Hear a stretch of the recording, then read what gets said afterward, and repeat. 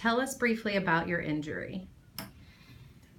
About 18 years ago, I got in a bad car accident, and through that, I had a number of injuries: ruptured spleen, dislocated hip.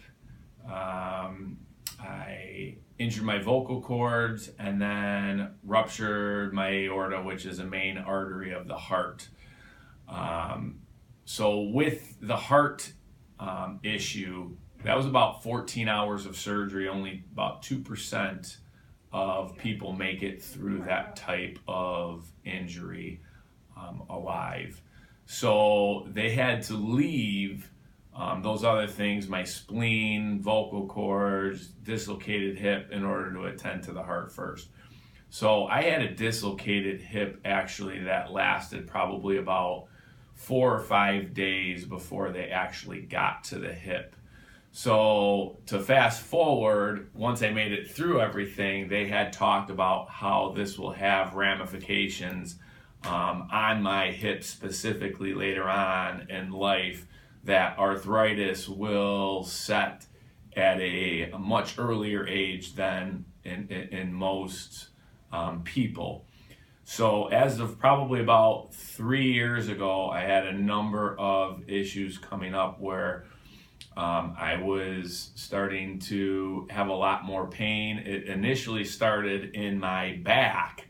I thought I had back issues, so I was everything from stretching and trying to do yoga to going to numerous doctors and specialists to find out what was wrong with my back. And as we find out, it ended up, it really wasn't my back that was bothering me. It was just, it manifested there as far as the pain and the irritation, but it was this arthritis in my hip, to the point where the hip, and you'd have to look into this a little more, there was no cartilage in between the bone and the ball and the socket, so to speak. So with that, it was actually kind of laying like this. If you look at my x-rays, that's kind of how my hip looked, when your hip is supposed to look like this. So going to a specialist, Rush Orthopedic, they actually do all the knee and shoulder and hip surgeries for the Bulls and the White Sox.